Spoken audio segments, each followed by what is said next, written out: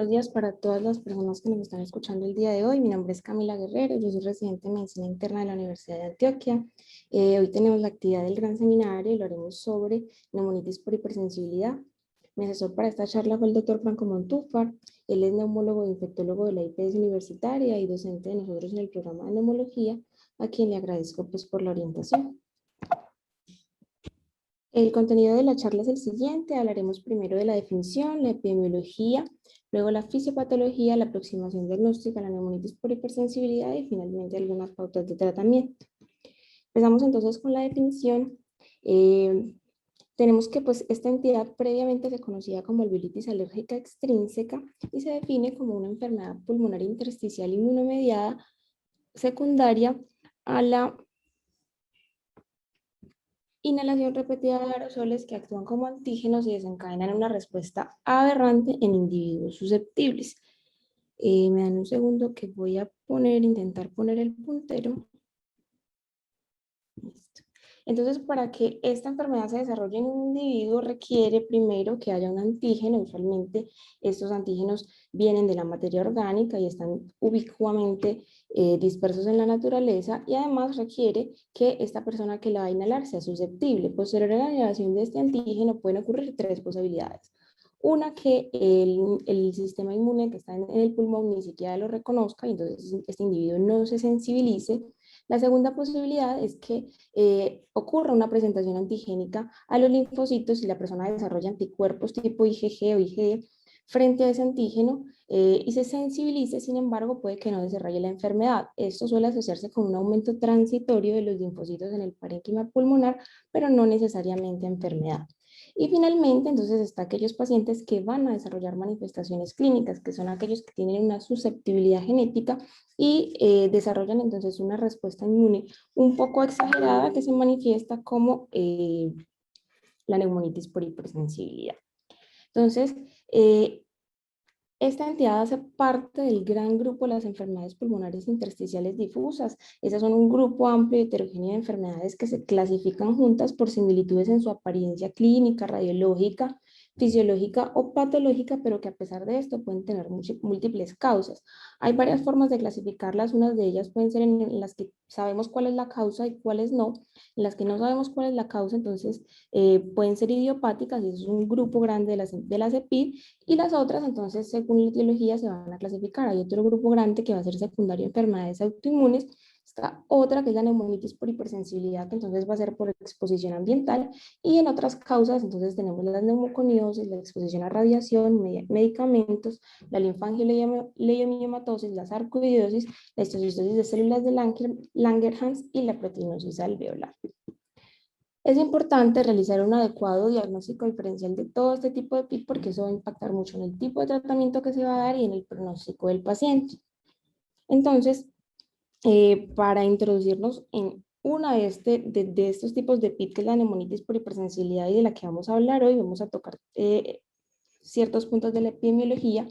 Realmente la epidemiología de esta enfermedad no se conoce con certeza porque no hay un estándar de referencia para el diagnóstico. Las personas que tienen diagnóstico de neumonitis por hipersensibilidad usualmente lo hacen por consenso de un experto o por un consenso multidisciplinario de varios expertos en radiología, neumología, patología, entre otros. Entonces eso hace que cuantificar la cantidad de personas afectadas por neumonitis por hipersensibilidad en el mundo sea complicado. Sin embargo, se calcula que aproximadamente 0.3 a 9 por cada 100.000 habitantes tienen, pues es aproximadamente la incidencia de la neumonitis por hipersensibilidad en el mundo, pero esto va a tener una variabilidad geográfica muy importante, dado porque como la exposición usualmente está en el ambiente y en la mayoría de los casos tiene que ver con el trabajo, entonces va a depender mucho de las actividades laborales que se den en el entorno en el que el paciente pues, se desenvuelva.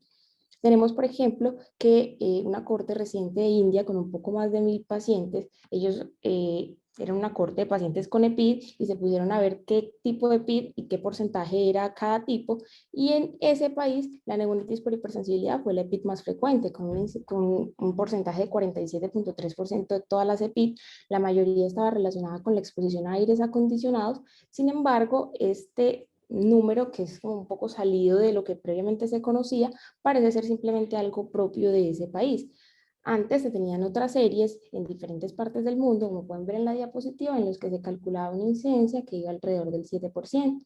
Ejemplo, por ejemplo, en Canadá, donde fue el responsable de 7,6% de la CEPIP, en España un 7%, en Estados Unidos un 7 a 8%, valores más bajos, por ejemplo, en Italia, en 4,3%, y seguido de Nuevo México, que hay una serie que fue el 1,5% de toda la CEPIP. Sin embargo, pues ya es un poco, pues es alrededor del 2000, es un poco antiguo, estas son más recientes.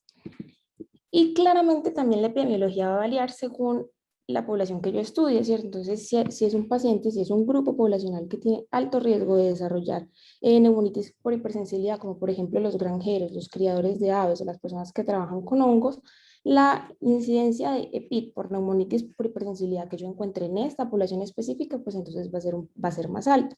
Se calcula que aproximadamente todos los granjeros que se exponen al heno o en general al ambiente de la granja, entre el 1,3 al 12,9% van a desarrollar enfermedad pulmonar intersticial difusa por neumonitis por hipersensibilidad. De los criadores de aves, un 3,7 a un 10,4%, de los que trabajan con hongos, un 3,5 a un 29%. En Latinoamérica realmente se escribe muy poquito sobre el tema y no sabemos realmente cuál es la incidencia. Hay una serie en Chile, pero es de apenas 30 pacientes, que se hizo en el hospital de Ipreca, y es como los datos que uno encuentra acá en Latinoamérica. Ellos tenían 30 pacientes, miraron que pues 30 pacientes con EPIT, y de esos 30 pacientes, 4, que da un porcentaje del 13%, tenían una neumonitis por hipersensibilidad, haciéndole el diagnóstico multidisciplinario, teniendo en cuenta la exposición, la imagen, el lavado broncoalveolar, la biopsia, etc. Hay otra en Montevideo que se hizo en la Policlínica de Intersticiopatías, que se recogió entre 2017 a 2019. Fueron todavía menos pacientes, 20 pacientes con EPID. La etiología se logró demostrar en 15 pacientes, y en 3 de ellos fue una neumonitis por hipersensibilidad, lo que les dio una incidencia del 15%. Y en Brasil no hay una incidencia como tal, una serie de EPID para ver qué porcentaje de las EPID son neumonitis por hipersensibilidad, sino que ellos recogieron una serie de 34 pacientes que tenían con neumonitis por hipersensibilidad, todos ellos en una fase crónica, y lo que hacen es describir las características de esa población. Entonces, en esa hay un porcentaje del 55% en que la exposición o el agente que lo desencadenó fue desconocido, similar a lo que pasa en otras series. Dentro de las causas que se tuvieron, el agente identificado, el moho, fue la principal, seguida de los pájaros.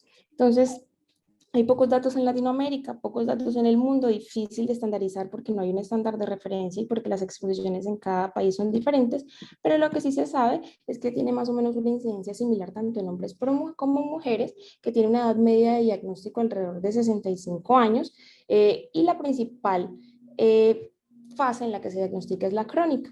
Los casos agudos usualmente pasan infradiagnosticados.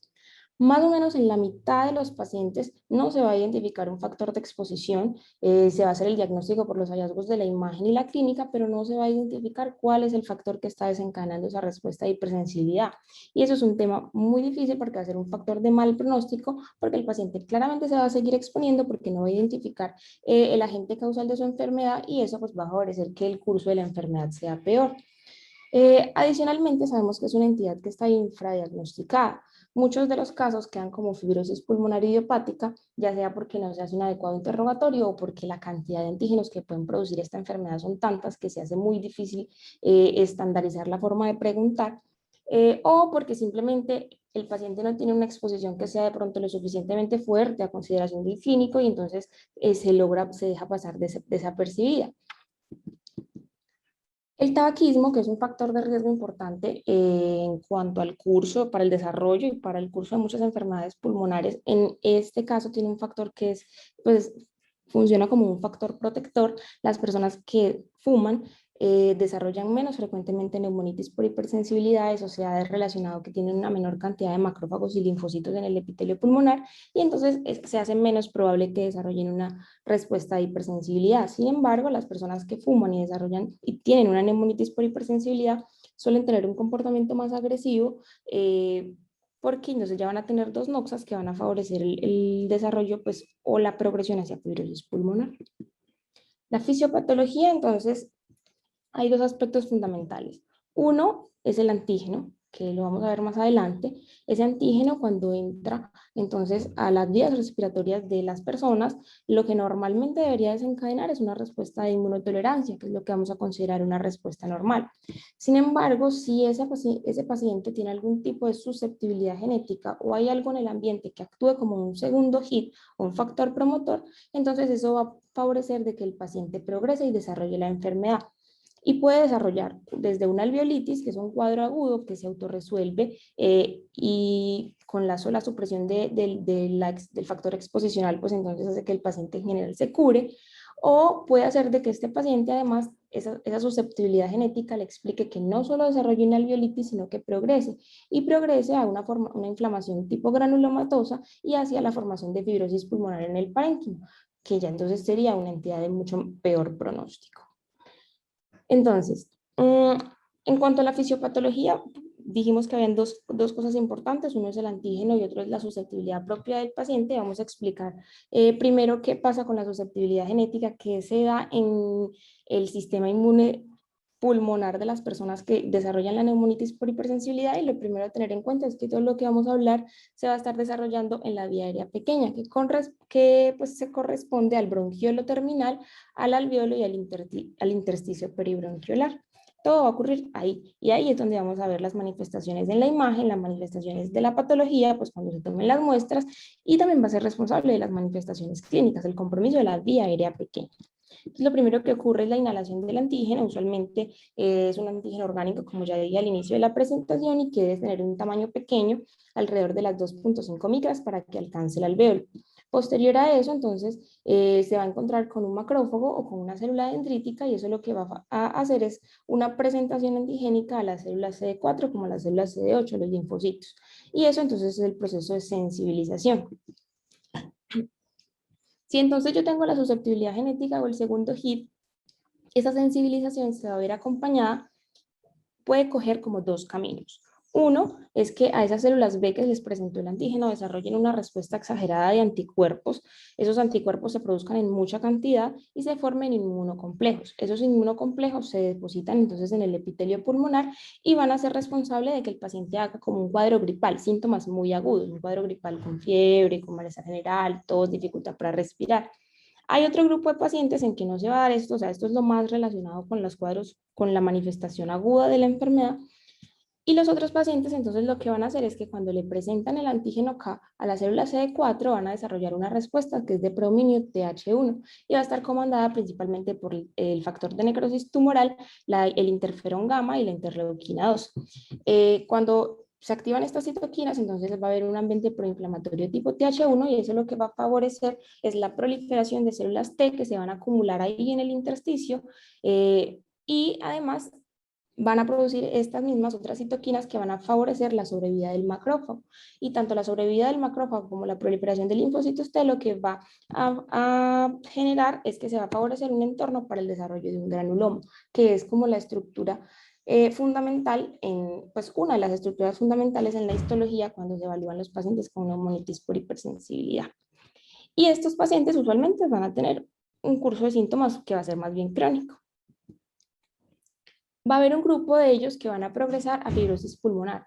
Realmente no está claro qué favorece el desarrollo, el paso hacia fibrosis pulmonar. Se hablan de factores como la inmunosenescencia, el consumo de cigarrillo, el aumento de la respuesta TH2, que entonces hace que haya un aumento del ratio CD4-CD8, y eso va a favorecer la producción de interleuquinas como la interleuquina 4 y la 13, y eso lo que va a desencadenar es un aumento en la activación de los fibroblastos y que el parénquima pulmonar se cicatrice. También se habla de un aumento en la respuesta TH17, lo que favorece también la presencia de neutrófilos y la progresión a fibrosis. Y en algunos casos también se hablan de que estos pacientes pueden de forma más frecuente positivizar autoanticuerpos como los ANAS, el factor reumatoide, el anti-CCP, el SSL70, anti-ROY, anti-LA, sin desarrollar manifestaciones autoinmunes como tal, excepto pues la enfermedad pulmonar, y no se sabe cómo esto esté relacionado con la progresión a fibrosis. Y lo otro, que es que además de lo genético, entonces, como les contaba, se habla de segundos HIT, y son factores que se dan de forma concurrente en un individuo que ya tiene una susceptibilidad genética, entonces las dos cositas juntas aumentan la probabilidad de que desarrolle la enfermedad. Uno es la contaminación. Este factor se cree que, por ejemplo, puede ser muy importante en India, donde les conté que la EPID más importante parece ser la neumonitis por hipersensibilidad. Otra es el uso de pesticidas, que también se da en entornos rurales, que es una de las zonas donde más hay antígenos orgánicos que desarrollan o que favorecen el desarrollo de neumonitis por hipersensibilidad. Y el otro es el desarrollo de una infección respiratoria por influenza, por citomegalovirus, por virus del herpes en general, que se dé de forma que el paciente la tenga y luego se exponga al antígeno, y entonces esas dos cositas juntas hacen que el paciente progrese y desarrolle entonces manifestaciones clínicas de la enfermedad. Ahora vamos a la parte más compleja, pienso yo, que es el tema del antígeno, porque identificar el antígeno es, el factor que le da más fuerza al diagnóstico, que establece la sospecha diagnóstica, y también es lo que impacta muchísimo en el pronóstico, porque los pacientes que se dejan de exponer tienen un mejor curso que los que siguen una exposición continua a esos niveles del antígeno. Entonces, hay más de 300 antígenos descritos, lo que hace que el diagnóstico de esta entidad sea compleja. Unos tienen más fuerza entre los expertos, otros dicen, no, esto no es un agente causal de neumonitis por hipersensibilidad. El paciente se puede exponer a ese antígeno a través de su trabajo, que es como la forma más frecuente, en 12 a 28% de los casos se cree, pero también, por ejemplo, en actividades de ocio, cuando viaja o en la casa. En la mitad de los casos no se logra identificar un antígeno, como ya les conté, y eso es un factor de mal pronóstico. Este, por ejemplo, es uno de los varios artículos que hay, de las varias cortes que hay, que han evaluado los factores pronósticos de la neumonitis por hipersensibilidad. Esta, por ejemplo, salió en CHEST en 2010. Fueron 147 pacientes que tenían un diagnóstico de neumonitis por hipersensibilidad de forma multidisciplinaria, ya sea radiología, biopsia o varios de esos elementos, y que tenían ausencia de un diagnóstico alterno. Entonces, entre los factores pronósticos de la neumonitis por hipersensibilidad tenía significativos la edad, el antecedente de tabaquismo como factor pronóstico, que empeora los desenlaces, el antígeno no identificado, la reducción de la capacidad vital forzada y la presencia de fibrosis pulmonar. Y este es una gráfica entonces en la que ellos ponen cómo es la probabilidad de supervivencia en los pacientes de acuerdo a la presencia o no de fibrosis, y si esto se asocia al antígeno, si se identifica o no. Entonces los que mejor probabilidad de supervivencia tienen son aquellos que no tienen presencia de fibrosis en la biopsia o por imagen, pues no tienen fibrosis pulmonar, y que además se les logra identificar el antígeno, porque entonces se suprime el contacto. Y los que peor pronóstico tienen son los que tienen fibrosis. Y adicionalmente, independientemente de la fibrosis del paciente, si además de la fibrosis el antígeno no se identifica, el pronóstico es mucho peor comparado con los que tienen fibrosis, pero se logra identificar el antígeno y el paciente cesa la exposición. Entonces, esto es muy, muy importante. Identificar, conocer el antígeno, tratar de identificarlo con el paciente y suprimir la exposición. Entonces hay muchos antígenos y hay muchas formas de clasificarlos. Una es según el tipo de antígeno que sea. Eso entonces lo han clasificado en microorganismos, proteínas animales y los inorgánicos. El grupo más grande es el de los microorganismos. Hay muchos microorganismos que pueden inducir neumonitis por hipersensibilidad. Los más mencionados son los hongos termófilos, que son microorganismos que tienen la capacidad de reproducirse en zonas de aumento de humedad elevada y temperaturas altas de alrededor de los 40-60 grados centígrados. Estos son los más frecuentemente implicados, pero también, por ejemplo, especies de Klebsiella pueden dar neumonitis por hipersensibilidad, micobacterias no tuberculosas pueden dar neumonitis por hipersensibilidad, hongos como el Aspergillus, Penicillium, etcétera, pueden generar una neumonitis por hipersensibilidad. Dentro de las proteínas animales, los más involucrados son los pájaros, con antígenos que tengan tanto en las heces como en las alas, pero también, por ejemplo, el pescado, la orina de ratas, la concha de moluscos, el gorgojo del trigo, las larvas de gusano de seda pueden desarrollar neumonitis por hipersensibilidad. Y va a haber un grupo pequeño que no va a ser por un agente orgánico, sino inorgánico, o sea, por un químico. De estos, los más frecuentemente mencionados, pues el más frecuente mencionado es el isocianato, pero también los anhídridos ácidos, el pélitre, y ya. Pero digamos que aprenderse los antígenos por su nombre o como en esta clasificación me parece un poco complejo.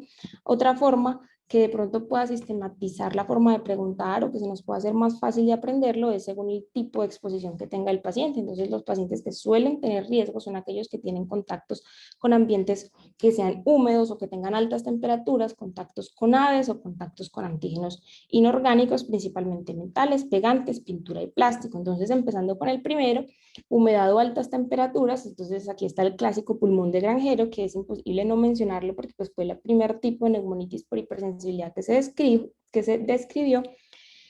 Fue secundario entonces a un actinomiceto termófilo que hacía parte del grupo de los saccharomycetos. El pulmón de granjero entonces se da en personas que tienen contacto con heno. El heno es este pasto que se recolecta, entonces se pone a secar, se almacena y después se le ofrece de comer a los animales.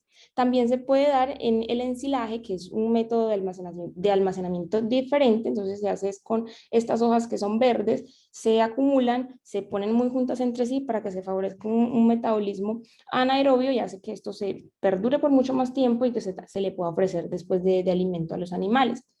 Además de los saccharomycetos, en el heno y en el ensilaje se pueden encontrar otros microorganismos como el aspergillus o la alternaria que pueden ser también responsables de la neumonitis por hipersensibilidad.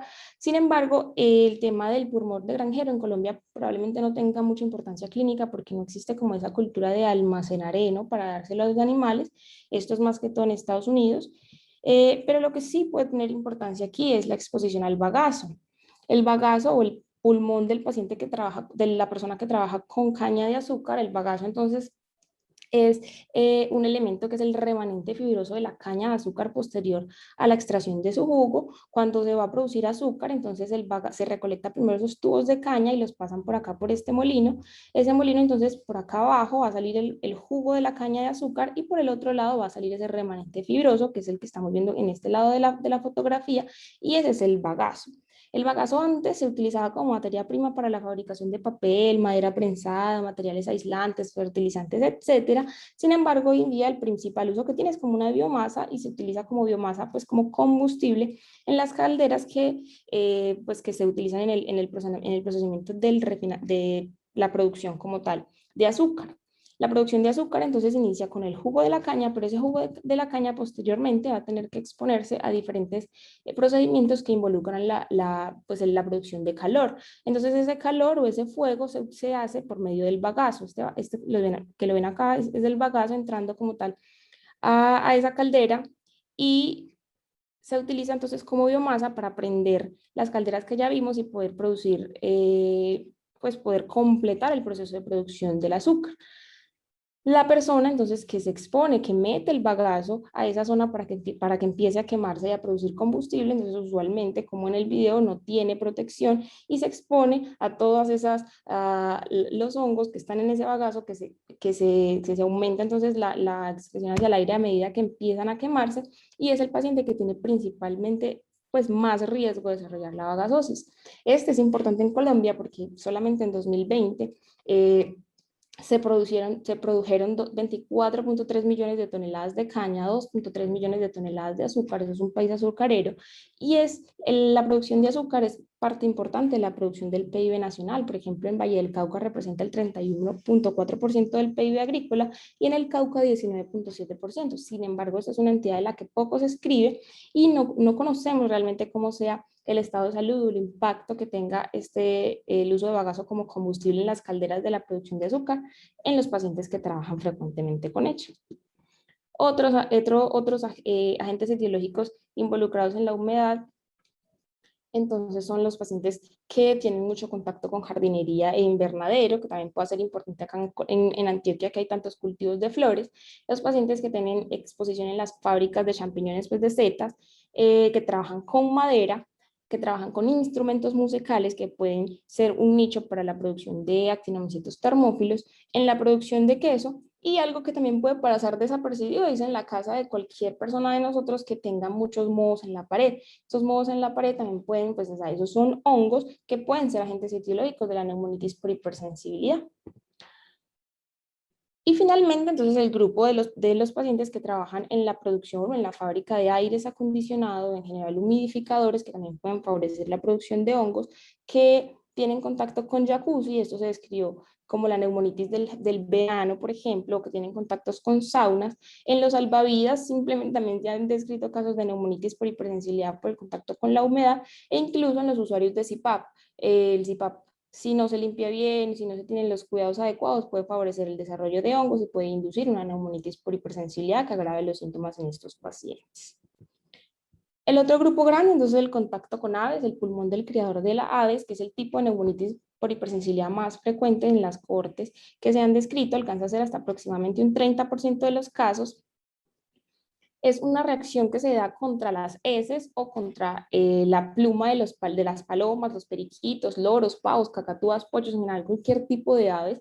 Y lo importante acá es que si un paciente tiene contacto con palomas pero no con el otro, en general debería evitar todo el tipo de contacto con aves porque es probable que se produzca una reacción cruzada y que la producción, o sea,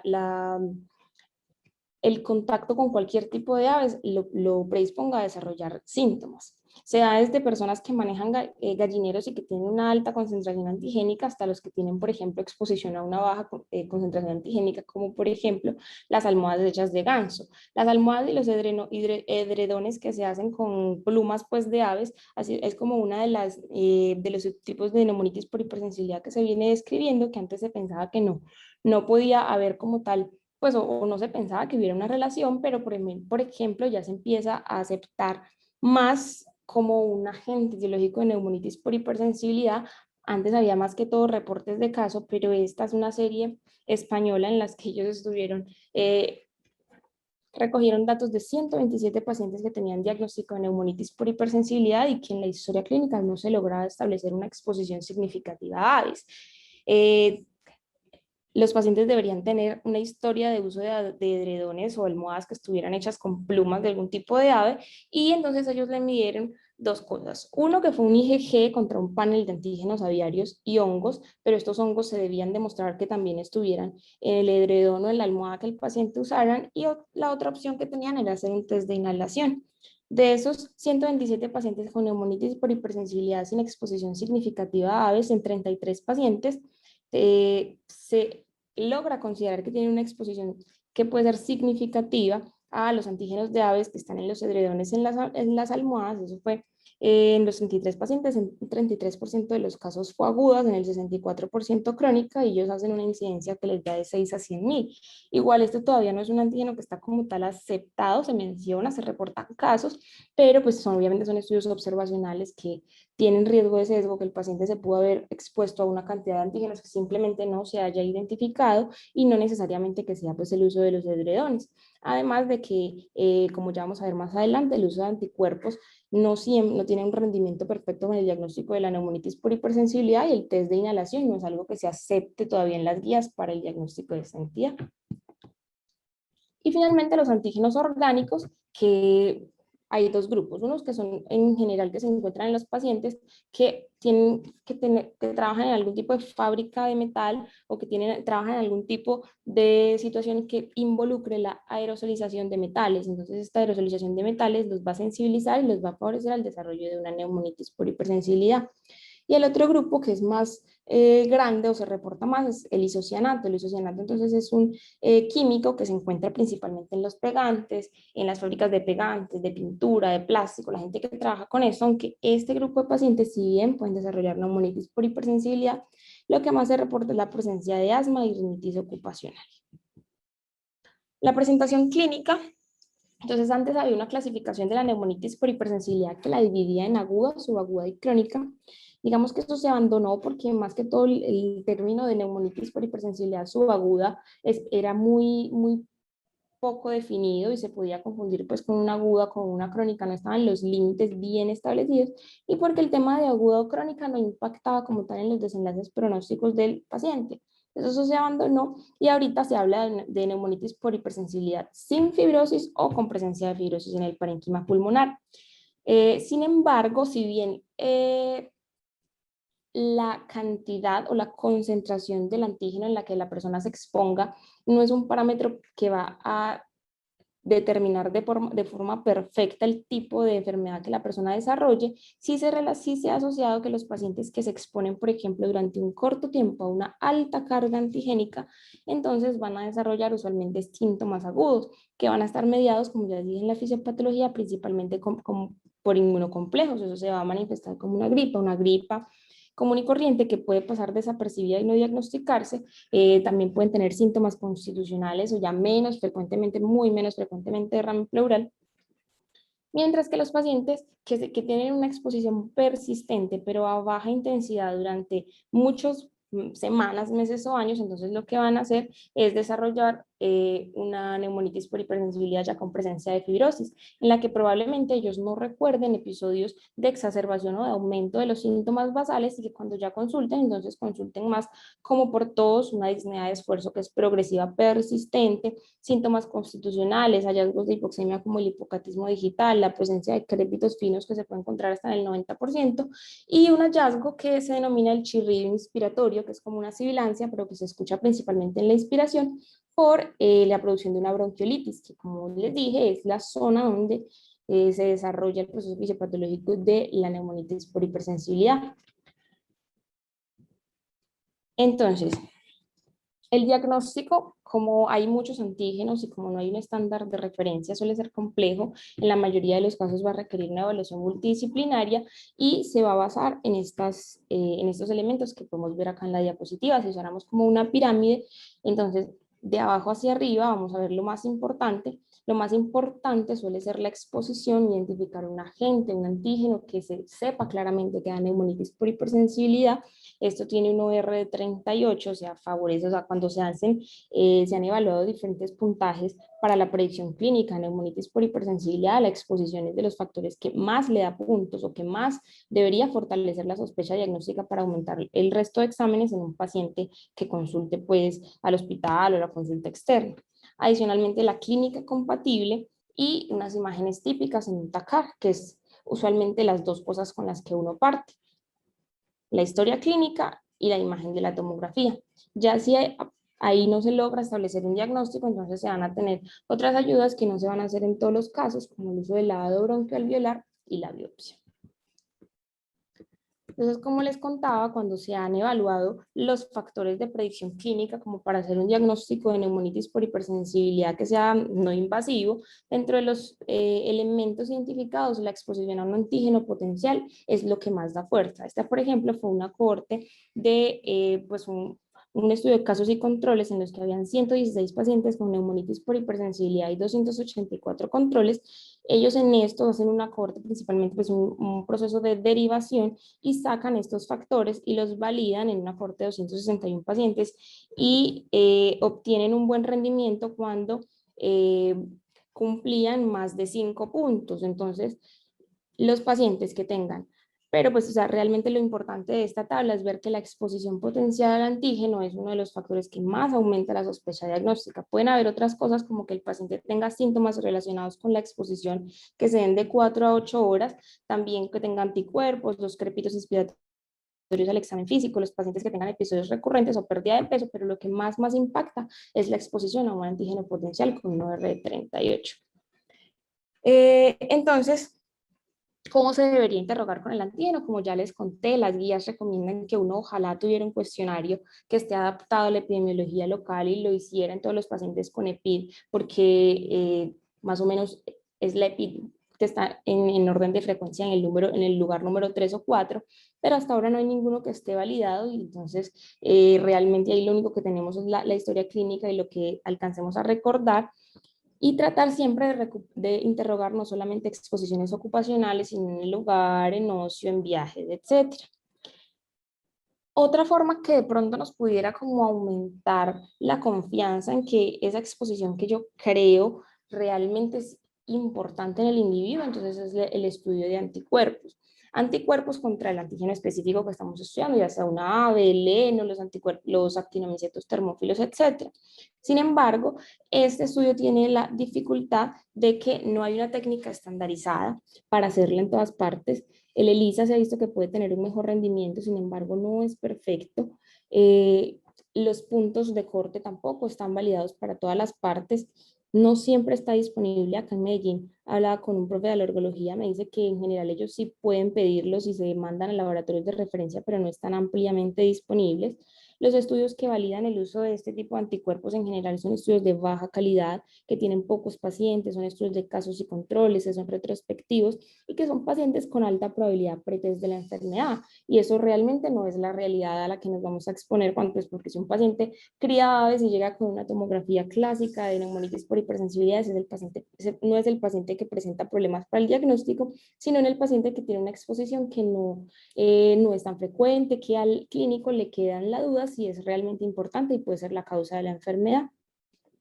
Adicionalmente, tienen un rendimiento insuficiente. Cuando esto se ha evaluado, en los estudios que tienen, han reportado una sensibilidad que en promedio puede alcanzar el 78%, una especificidad del 69%, ambos parámetros inadecuados, perdón, y esto se ha evaluado en pacientes que la mayoría tenían una exposición identificada y tenían una alta probabilidad pretest, por lo que realmente estos valores de sensibilidad y especificidad pueden incluso ser menores en una práctica, pues en una experiencia del mundo real. Entonces, la presencia de unos anticuerpos positivos puede apoyar el diagnóstico, pero no lo confirma ni tampoco lo excluye. Eh, la guía del consenso americano, japonés y latinoamericano recomienda medirlos cuando es un paciente en el que uno de pronto no tiene la suficiente confianza en la exposición que el paciente le está contando por medio de la historia clínica. Y si está positivo y pues te apoya el diagnóstico, mientras que las guías CHEST no hacen una recomendación, dicen que realmente no lo recomiendan porque el rendimiento es insuficiente y no aportan, pues no confirman y excluye el diagnóstico. Hay otras formas de hacer, pues de tener más fuerza en la identificación del antígeno, pero tampoco se usan de rutina, no están validadas y las guías no la mencionan, que son el test de broncoprovocación con el antígeno. Y entonces la segunda parte importante, además de la historia clínica, va a ser el estudio tomográfico, porque con lo que encontremos ahí podemos aumentar la sospecha o sea, es como lo que se va a fundamentar la sospecha clínica de la neumonitis por hipersensibilidad. El estudio tomográfico que se debe solicitar entonces es un TACAR, dos imágenes que se deben tomar en supino, una que se va a tomar en inspiración profunda, que lo que nos va a permitir es evaluar el parénquima pulmonar y si tiene o no infiltrados, y otra en expiración prolongada, que lo que nos permite ver es la presencia o no de atrapamiento aéreo. Y la imagen va a variar si estamos viendo un paciente que tiene hallazgos de fibrosis versus uno que no tiene hallazgos de fibrosis. Entonces, en los que no tienen hallazgos de fibrosis, nuevamente traigo esta imagen. Recordemos que el proceso fisiopatológico se está dando en la vía aérea pequeña. Y entonces, en esa vía aérea pequeña, en el paciente que no tiene fibrosis, lo que vamos a ver es la presencia de enfermedad intersticial más atrapamiento de aire, porque este bronquiolo terminal se obstruye por secreciones, por aumento de la respuesta inflamatoria, entonces eso da atrapamiento de aire, pero además acá hay un proceso inflamatorio activo que aumenta la cantidad de células que hay en el intersticio, entonces por eso vemos infiltración en el intersticio y atrapamiento de aire. Y digamos que a la hora de evaluar una tomografía, entonces eso se ha clasificado en un paciente que tiene hallazgos que son típicos de neumonitis por hipersensibilidad, compatibles o indeterminado, algo similar como a lo que pasa en COVID. Entonces, para que sea un hallazgo típico de neumonitis por hipersensibilidad, debe tener al menos un hallazgo en cada categoría. Entonces, en la infiltración intersticial, el paciente debería tener vidrio esmerilado o patrón en mosaico, que lo que habla son de zonas que se ven más claritas, otras zonas más oscuras, porque hay unas zonas que están infiltradas versus otras que no están infiltradas, porque a pesar de que el compromiso suele ser difuso, no es homogéneo, o sea, es en todo el parénquima, pero hay zonas que están afectadas y otras zonas que no están afectadas, como si fueran parches.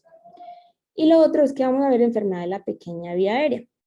Y eso entonces, como va a estar obstruido el bronquiolo, entonces lo vamos a ver en atrapamiento aéreo, que eso se ve en la fase expiratoria de la tomografía, como zonas que están con mucho aire retenido todavía, entonces se van a ver más negritas o hipodensas, y también en la presencia de nódulos centriligulares, que son nódulos pequeños de menos de 5 milímetros que se dan pues, en distribución centriligular. Estos hallazgos usualmente van a estar difusos en ambos pulmones, pero va a tener una característica y es que va a respetar las bases. Este, por ejemplo, es una imagen en la que se puede ver atenuación en mosaico. Hay zonas en las que hay más infiltrado versus zonas en las que están más hipodensas. Estas entonces que tienen como mayor cantidad de infiltrados es donde están esas células, esos linfocitos, esos macrófagos generando el proceso fisiopatológico, y otras en las que el parénquima pulmonar está normal, siempre y cuando esto esté en inspiración. Si eso estuviera en expiración, entonces las zonas que están más oscuritas serían zonas que tienen atrapamiento aéreo, y las zonas que están más infiltradas o más blanquitas, entonces serían las zonas de parénquima pulmonar normal, si fuera en expiración. Pero el término atenuación en mosaico se usa para cuando se evalúa la tomografía en fase inspiratoria. Y otra es la presencia de nódulos centrolineares, que como ya les dije, entonces son nódulos muy pequeñitos, menos de 5 milímetros, en otras partes dicen menos de 3 milímetros, y que se dan en distribución centrilobular. Si tiene al menos un hallazgo en cada categoría, entonces es un hallazgo típico. Sin embargo, hay otras cosas que pueden ser compatibles con una neumonitis por hipersensibilidad si no tiene una clínica muy sugestiva, una exposición muy definitiva, y es la presencia, por ejemplo, de un vidrio esmerilado sutil y difuso. La presencia de consolidación pudiera ser compatible en ciertos casos, quistes pulmonares que no se ven tampoco tan frecuente, pero pudiera ser compatible, o hallazgos de predominio en lóbulos inferiores. Si no hay nada de esto, entonces se va a llamar indeterminado para neumonitis por hipersensibilidad. Y el otro grupo, entonces, son los pacientes que ya tienen fibrosis. Entonces, en la fibrosis, lo que vamos a ver es la presencia entonces de hallazgos que sugieran fibrosis pulmonar, pero además va a haber obstrucción del bronquiolo, porque ahí es donde está como tal el proceso fisiopatológico principal. Entonces, la fibrosis nosotros la sospechamos como cuando hay presencia de aumento en la reticulación, cuando hay vidrio esmerilado, cuando hay distorsión del parénquima pulmonar y cuando hay presencia de bronquiectasias por tracción. Estos son hallazgos de fibrosis pulmonar. Y además de la fibrosis, queremos que esa fibrosis se dé en un contexto de enfermedad de la vía aérea pequeña, entonces que persistan, por ejemplo, los nódulos centrilobulares, la atenuación en mosaico, y un patrón que se puede dar en estos casos, que es el patrón de las 3 densidades, que son zonas que se ven, zonas de pulmón normal, zonas de aumento de la atenuación, porque hay aumento del infiltrado celular, y zonas de baja atenuación, porque hay retención de aire. Estos hallazgos, cuando ya el pulmón empieza a mostrar signos de fibrosis en general, cuando pues es por neumonitis por hipersensibilidad, si no tenga fibrosis, van a predominar en la zona media del pulmón, o suelen ser difusos, pero suelen respetar las bases. Esta es una tomografía, por ejemplo, de, la neumonitis, de hallazgos de neumonitis por hipersensibilidad, en lo que ya hay bronquiectasias por tracción, aumento de la reticulación o presencia de fibrosis, y eso se da principalmente en la zona media del pulmón y suele respetar las bases.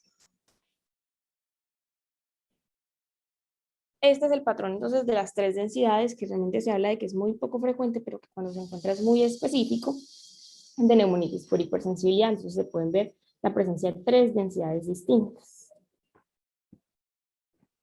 Cuando la fibrosis es muy avanzada, entonces puede, por ejemplo, encontrarse un patrón de neumonía intersticial usual, y si la exposición o la clínica lo sugiere, puede ser compatible con una neumonitis por hipersensibilidad. Se puede también, por ejemplo, ver vidrio esmerilado extenso con zonas de fibrosis, o también que el paciente cambie la distribución y empiece a tener un predominio axial o peribroncovascular. Y cuando lo único que se encuentra es un patrón de NI, un patrón de MINE, de neumonía intersticial usual, de neumonía intersticial no específica, o un patrón de neumonía organizada, entonces en general se habla de un patrón indeterminado. Recordemos entonces que el patrón de neumonía intersticial usual se caracteriza porque tiene un compromiso más que todo subpleural basal, que se van a ver opacidades reticulares y va a haber presencia de panalización. La panalización no es tan frecuente en la neumonitis por hipersensibilidad con fibrosis. Además hay bronquiectasias por tracción, distorsión de la arquitectura y atenuación local en vidrio esmerilado, que en general son hallazgos como de fibrosis en cualquier tipo, pero aquí el predominio va a ser subpleural basal y la presencia de panalización. En la neumonía intersticial no específica, esta sí es más difícil de diagnosticar solo por la imagen, pero lo que se describe es que tiene un compromiso que también es más periférico, más basal, es simétrico, tiene menos tendencia a comprometer lóbulos superiores cuando progresa. Pueden verse opacidades reticulares en vidrio esmerilado, bronquiectasias por tracción, y la panalización también es menos frecuente. Se diferencia como de la neumonía, del patrón de neumonía intersticial usual, como por el tema de la simetría, es más simétrico y no tiene tanta panalización, pues o no suele hacer panalización. Entonces, cuando uno tiene la exposición antigénica la identifica con fuerza porque está seguro de que el paciente lo tiene y hace un atacar y el atacar tiene esos hallazgos típicos, realmente no hay que hacer más nada. Ya el paciente pudiera tener un diagnóstico de neumonitis por hipersensibilidad. Sin embargo, si hay una de estas dos cosas que no me deje de suficientemente segura, porque el ATAC no tiene hallazgos que sean típicos, sino que son compatibles o indeterminados, o porque la exposición antigénica no se ha identificado o es indeterminada, entonces yo debería seguir el siguiente paso en la pirámide que corresponde a realizar un lavado broncoalveolar. El lavado broncoalveolar, realmente la evidencia también es de mala calidad. Lo que uno buscaría ahí cuando lo hace es ver si tiene un aumento o no de la presencia de linfocitos. Esto se revisó recientemente en este análisis que salió en agosto del año pasado. Querían ver cuál era el rendimiento del lavado broncoalveolar y si eso realmente servía para diferenciar de otras causas de PID. Se hizo una búsqueda en Medline, Embase y la literatura gris. Desafortunadamente no se encontró ningún RCT ni ningún estudio observacional. Lo que se evaluaron fueron 84 series de casos, lo que ya habla entonces de una baja calidad de la evidencia. Las series de casos podían tener entre 19 a 618 pacientes y lo que entonces ellos vieron eran como que qué tan bueno era o sea, cuál era la diferencia en la cantidad de linfocitos, por ejemplo, en la neumonitis por hipersensibilidad versus en la fibrosis pulmonar idiopática, y también lo compararon con pacientes que tuvieran sarcoidosis. Entonces, en general, si un paciente tiene una neumonitis por hipersensibilidad sin hallazgos de fibrosis, el hallazgo de la linfocitosis va a ser más alto, o sea, va a haber más linfocitosis y va a servir más. Entonces, por ejemplo, los pacientes que no tenían fibrosis, la diferencia de medias era del 34% en los linfocitos, y si tenían fibrosis, alrededor del 20%. Y en la sarcoidosis lo mismo, si no tenían fibrosis, 24%, mientras que si tenían fibrosis, un 15%. Esta es la tablita que ponen entonces ellos al final. Toman 3 puntos de corte, 20, 30, 40% de linfocitos, las guías aceptan ese 30% de linfocitos, y como podemos ver en general, si un paciente tiene la neumonitis por hipersensibilidad en fase no fibrótica, el rendimiento va a ser mejor sin llegar a ser perfecto, comparado con los que tienen en fase fibrótica, donde pueden no servir. Y el área bajo la curva resultó ser importante, o sea, que sí actúan los linfocitos como un factor diferenciador, en los pacientes que tienen una neumonitis por hipersensibilidad que no está en fase de fibrosis, para compararla con la fibrosis pulmonar idiopática, y los pacientes que tienen una neumonitis por hipersensibilidad nuevamente sin hallazgos de fibrosis, para diferenciarlo de una sarcoidosis. Entonces, hacer un lavado broncoalveolar cuando la duda, pues cuando el diagnóstico no queda 100% seguro con la expresión antigénica y la evaluación de la tomografía, es el paso aceptado. Y si el paciente tiene la linfocitosis y además hay un antígeno que está identificado y la tomografía como que dice, bueno, sí, entonces probablemente eso ya empiece a dar la suficiente confianza para el diagnóstico. Sin embargo, si el antígeno todavía es indeterminado, la tomografía tampoco es típica y no se encuentra linfocitosis en el lavado broncoalveolar, pero la sospecha clínica todavía es importante, entonces ahí lo que seguiría es tener un estudio histológico. Y ese estudio histológico se puede obtener de 3 formas. Una es la biopsia transbronquial, que se hace con, pues típicamente pues la que se hace usualmente en todos los centros, que es con forceps, que tiene la ventaja de estar disponible, que aproximadamente, o sea, no tiene tantos efectos adversos o tantas complicaciones, pero que tiene la gran dificultad, o sea, el principal problema de que más o menos las mitad de las muestras van a ser no diagnósticas, o sea, no va a servir para confirmar o eliminar la sospecha diagnóstica de neumonitis por hipersensibilidad. Y eso se da principalmente porque se toman muestras pequeñas en las que pueden haber artefactos, en el que el compromiso de la neumonitis por hipersensibilidad, si bien es difuso, suele ser parchado. Entonces, si se toma una muestra de un tejido que está sano, no se va a poder hacer nada. Y en general le va mejor en los pacientes que no tienen fibrosis, porque suelen preservar un poco más los hallazgos de la neumonitis por hipersensibilidad aguda, que son como los más típicos.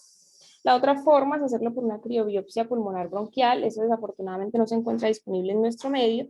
Es un procedimiento que también se hace por fibrobroncoscopia. Suele ser más costoso, y parece que en el futuro, tratando de evitar la biopsia pulmonar, que puede ser un poco más mórbida, va a ser como lo que reemplace el estudio histológico en la CEPID, o sea, lo que se empiece a hacer para cuando se necesite estudiar una enfermedad pulmonar intersticial difusa desde el punto de vista histopatológico. Es buena porque tiene un rendimiento diagnóstico de alrededor de 82 al 91%, y eso se da porque principalmente el diámetro, la cantidad de muestra que se puede tomar por criobiopsia es mucho mayor, es entre el 60 al 30% veces más grande, que las obtenía simplemente con un forceps. Y en los pacientes en los que ninguno de estas dos se pueda, entonces el paso a seguir va a ser obtener una biopsia pulmonar quirúrgica, que tiene pues más riesgos de efectos adversos, pero pues al tener una mayor cantidad de tejido viene siendo como el estándar pues, de referencia en cuanto a la cantidad o al estudio histológico.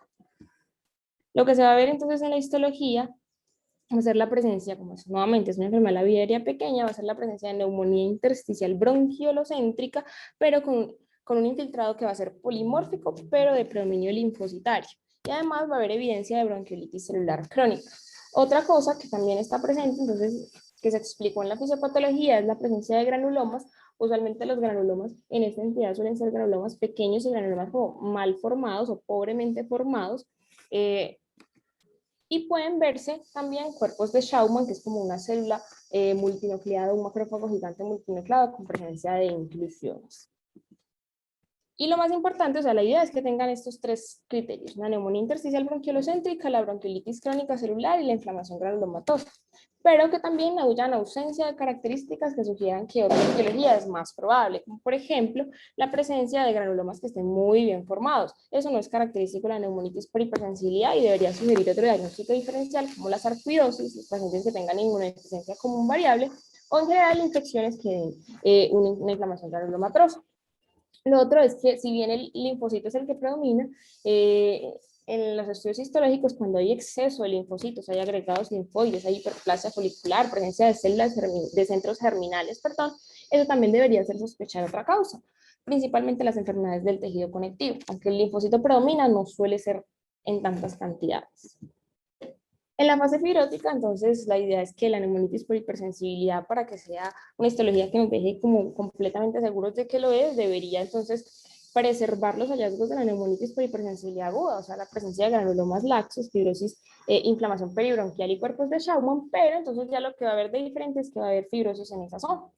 Sin embargo, puede presentarse como una histología de una neumonitis intersticial usual o una neumonitis intersticial no específica. La neumonitis intersticial usual, entonces en la histología lo que se va a ver es la presencia de fibrosis densa con distorsión de la arquitectura, un compromiso que se da en parches, en que hay focos de fibroblastos, la presencia de panal de abejas microscópico, que es muy típico de la neumonía intersticial usual, y la exclusión de otras características que sugieran un diagnóstico alternativo que se ve como en todos los tipos de PIB. Y la neumonía intersticial no específica, la diferencia que tiene es que hace un compromiso más homogéneo, y en general no se ve la panalización ni tampoco focos de fibroblastos. Y ahí pues la interpretación del patólogo es como lo más importante. El tratamiento, entonces, volvemos a la definición, es una enfermedad intersticial que depende de la inhalación de un aerosol y de que yo desarrolle una respuesta de hipersensibilidad. Siempre va a ser fundamental modificar el ambiente, tratar de buscar el antígeno y eliminarlo, y además se va a tratar de modificar la respuesta inmune, pero esta parte no está de todo comprendida. En general se habla de que los esteroides pueden servir sobre todo en la fase no fibrótica, en pacientes que tengan síntomas persistentes, unas pruebas de función pulmonar anormal o que tengan un compromiso pulmonar extenso en la tomografía. Hay varios esquemas de dosificación. Se puede dar de 0.5 miligramos por kilo por día por 2 semanas y luego desmontarlo. Y el efecto de esto es con poca evidencia también, más que todo estudios observacionales. Y hay un RCT de 36 pacientes, pero que tiene una muestra que es un poco mayor, 93 pacientes, perdón, 200 pacientes, 93 con fase no fibrótica y 109 con fase fibrótica, lo que demostró es que los pacientes que tienen neumonitis por hipersensibilidad y yo les empiezo a poner esteroide, entonces, si son en fase no fibrótica, eso puede hacer que desde el tiempo cero en el que yo les empiece a dar esteroide, entonces se mejore la capacidad vital forzada y pueda mejorar o por lo menos se mantenga estable la capacidad de difusión de monóxido de carbono, diferente a, lo que pasa con los pacientes que tienen una fase fibrótica, en los que el efecto que esto pueda tener en la capacidad vital forzada o en la difusión de monóxido de carbono es nula. Entonces, como que los pacientes que tienen fibrosis en general no se benefician, o no es que no se beneficien, sino que se benefician menos del uso de esteroides. El esteroide le sirve al paciente, sobre todo con neumonitis de hipersensibilidad aguda, para mejorar el tiempo hasta en el que el paciente se recupera. Sin embargo, no tiene impacto en la supervivencia. Ya la supervivencia alcanza a ser similar, parecía que había una tendencia como una menor supervivencia en línea roja, que eran los pacientes que tenían un tratamiento con esteroide, y eso era como En el grupo total no alcanza a ser estadísticamente significativo. Cuando se diferencian los pacientes que tenían fibrosis, sí parece ser estadísticamente significativo, pero los autores mencionan en el artículo que hacen un ajuste por edad, el tipo de fibrosis, perdón, y por la cantidad de fibrosis, y ahí se pierde la significancia estadística. Puede que no les empeore la supervivencia, pero tampoco no tiene un impacto en aumentar la cantidad de tiempo que estén vivos. En la fase fibrótica, entonces hay poco por hacer. La idea es que si el paciente fuma, deje de fumar, que se vacune para que evite las exacerbaciones, que exista rehabilitación pulmonar, que según el caso se beneficie entonces de oxígeno, que evite el antígeno en caso se logre identificar, y entonces ya se consideren otras terapias. Entonces, por ejemplo, es una gráfica interesante que salió en este artículo de Lancet, en el que muestra que la fibrosis pulmonar y todas las enfermedades intersticiales fibrosantes, la fibrosis pulmonar idiopática, entonces tiene un comportamiento diferente porque el esteroide no le sirve y porque en ellas están empezando a utilizar mucho los antifibróticos. Dentro del otro grupo, del que se encuentra la neumonitis por hipersensibilidad, entonces la idea es que se monitorice al paciente clínicamente, se mire si viene estable, si tiene bajo riesgo de progresión, y que se intente hacer un uso de inmunoterapia, principalmente con esteroides, porque aunque si bien ya están en fase fibróticas, la recomendación de expertos es que eso en algún momento pudo haber sido agudo, pues fue agudo, y tuvo aumento de la respuesta inmunológica, o sea, tuvo activación inflamatoria, y de pronto puedan beneficiarse del uso de esteroides, y si ya eso no funciona, pueda considerarse el uso de antifibróticos, pero generalmente eso va a ser ya en un futuro, por lo menos en neumonitis por hipersensibilidad, en un futuro cuando lleguen los estudios y que nos muestren cómo les va a los pacientes con neumonitis por hipersensibilidad.